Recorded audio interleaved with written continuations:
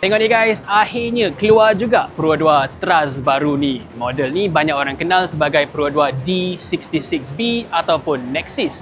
Tapi bila keluar, Pro 2 bagi surprise sikit. Nama dia Trust. Nama ni Pro 2 pilih sebab dia dekat kepada perkataan teras ataupun core.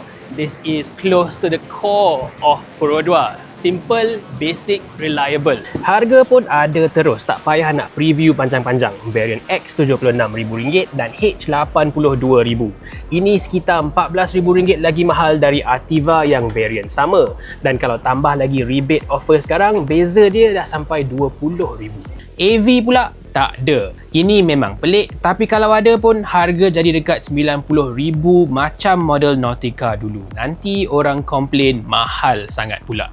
Video ni ditaja oleh Hong Leong Bank. Kalau nak beli kereta Pro 2 termasuklah Trust baru ni, sekarang boleh apply untuk dapat Hong Leong Bank car financing direct di semua showroom Pro 2 seluruh negara. Bawa semua dokumen, boleh dapat loan approval secara instant. Model ni semua orang pun tahu je dah delay lama lah untuk Pro 2. Patutnya dia launch awal tahun 2024, tapi dia dah delay sampai almost 2 tahun sebab Daihatsu punya safety scandal dulu. Senang cakap, ini model SUV yang besar sikit daripada Ativa dan Pro 2 rebatch model ni daripada Toyota Yaris Cross. Model Toyota tu ada dua jenis ya. Ada Yaris Cross untuk pasaran Eropah dengan Japan yang tu kecil sikit, built on Toyota punya TNGA platform, whereas yang ni is built on ASEAN punya Yaris Cross. Ini is built on Daihatsu's DNGA platform. Tapi yang peliknya, walaupun model ni dia pakai Daihatsu punya platform, dia tak ada pun versi Daihatsu. Everywhere else in the world, it only exists as a Toyota Yaris Cross dan sekarang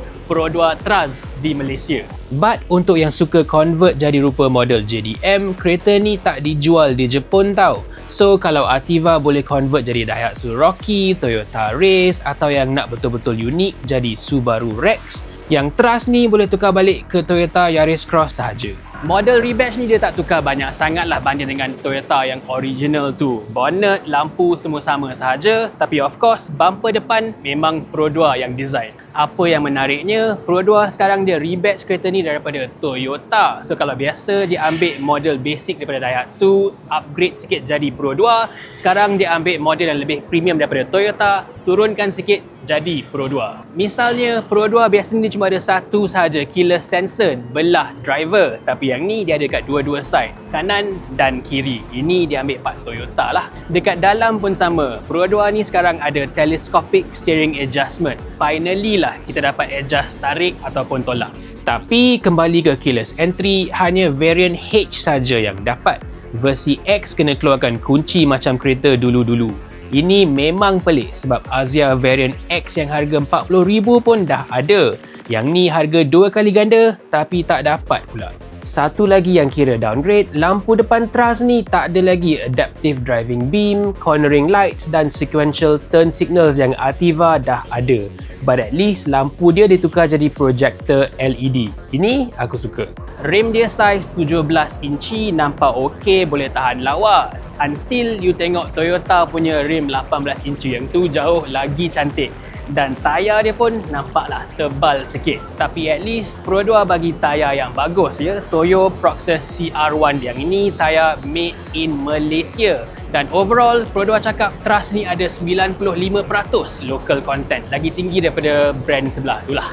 Panjang kereta ni 4.3 meter, up sikit dari Ativa yang bawah 4.1 meter tu. Tapi dia still kecil sikit dari SUV segmen B lain macam Proton X50 dan Honda HR-V. Yang bagusnya, berat pun kurang juga. Dia 1.1 tan sahaja, lebih 200 kilo lagi ringan banding dengan Proton dan Honda tu. Dekat belakang ni dia nampak sebiji sama dengan Toyota Yaris Cross. Yang unit ni dia tambah banyak aksesori daripada gear up. Ni ada double spoiler, body kit bawah. Aku rasa ini a bit over the top lah. Dan macam biasa, barang gear up ni tak murah ya. Full exterior body kit saja dah RM3,600.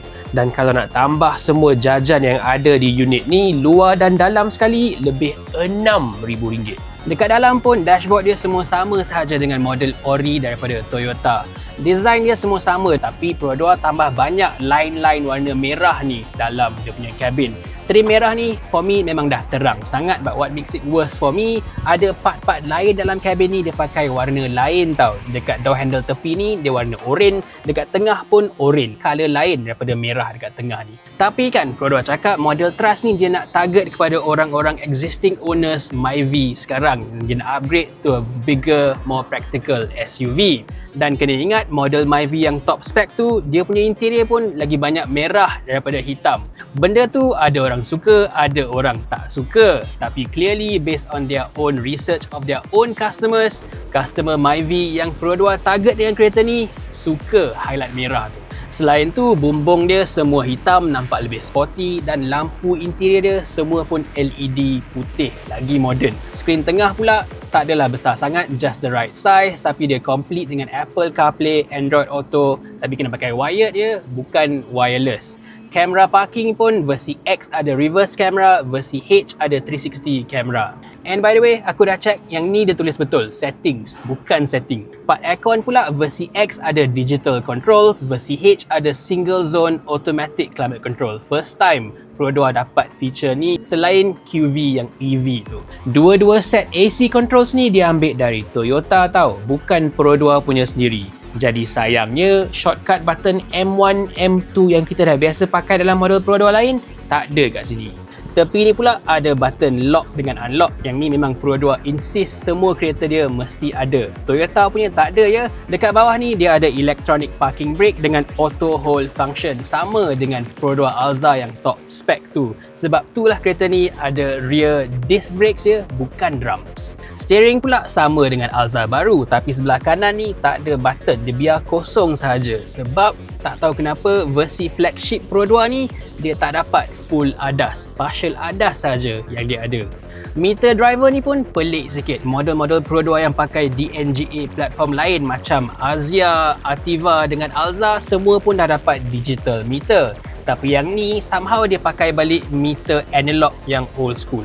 Tapi apa yang aku suka, dekat tengah ada armrest lembut dan dia punya cup holder dia design memang pandai.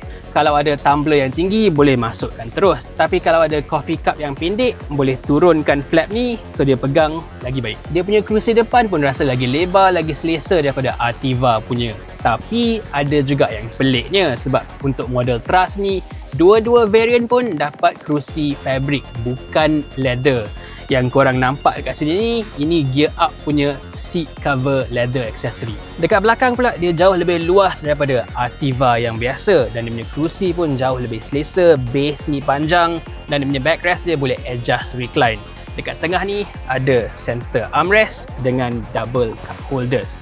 Dekat bawah ada rear aircon vents ya. Pertama kali model Perodua yang bukan Alza dapat benda ni. Lagi sedap dekat belakang. Tapi yang kelakarnya, gear up ada aksesori untuk tambah ambient lighting dalam kabin ni. Dekat part bawah ni lah boleh tukar-tukar colour. Nampak cool, tapi nak adjust warna tu kena tekan button kat depan yang dia tulis terang-terang RGB light.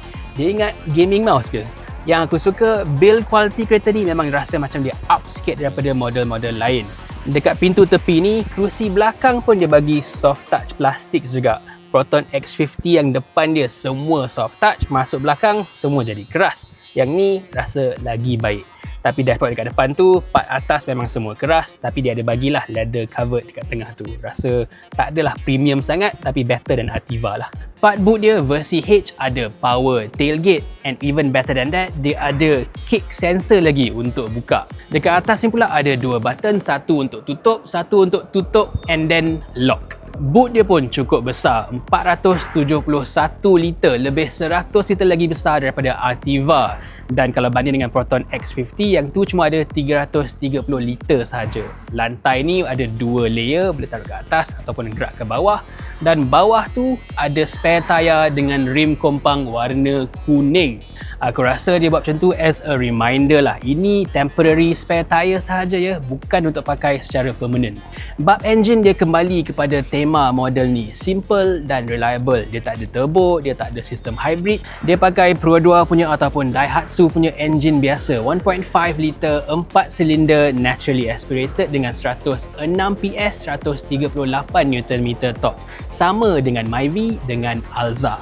Gearbox pun sama juga di CVT, dan walaupun model ni tak ada engine hybrid, dia jauh lebih ringan daripada lawan-lawan dia macam Proton X50. So fuel consumption tetap bagus. Pro 2 claim lebih 21 km per liter. Ativa yang turbo tu sekitar 18 ke 19 km per liter sahaja. Satu lagi yang bagus, model ni dia tak ada auto start stop function ataupun eco idle. Benda ni banyak orang onkan Pro 2 terus offkan function tu. And the good part is, sebab dia tak ada auto start stop function tu, dia boleh pakai bateri yang murah biasa. Tak payah pakai bateri EFB yang jauh lebih mahal. Again, simple and reliable. Untuk yang rasa sedih model ni tak dapat engine hybrid, kena ingat harga juga. Kalaulah ada variant Trust Hybrid AV, rasanya kurang-kurang pun dah dekat RM100,000. Harga tu orang dah tak tengok Pro 2 lagi dah, betul tak? Tapi bab safety, aku memang kecewa. Ini model paling mahal, paling flagship sekali untuk Pro 2. Tapi untuk safety, dia bagi partial ADAS sahaja, kurang daripada model-model lain yang jauh lebih murah. Yang ni memang aku tak boleh terima lah.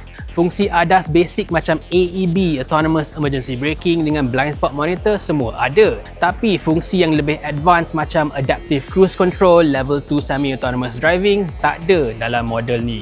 Nasib baiklah Trust ni dia pakai platform modern DNGA. So senang-senang je dia dapat crash safety rating 5 bintang daripada ASEAN NCAP. Dan spek safety kereta ni sama antara dua-dua variant. Semua pun dapat 6 airbags dengan partial ADAS. So ini dia guys, Pro 2 Trust baru. Aku rasa as an upgrade kepada Pro 2 Ativa yang sekarang ni, it's not quite big enough of an upgrade. Tapi kalau korang sekarang bawa Myvi, loan dah habis nak beli kereta baru, ini memang mantap. So ini dia guys, best ke tak best? Tulis kat bawah.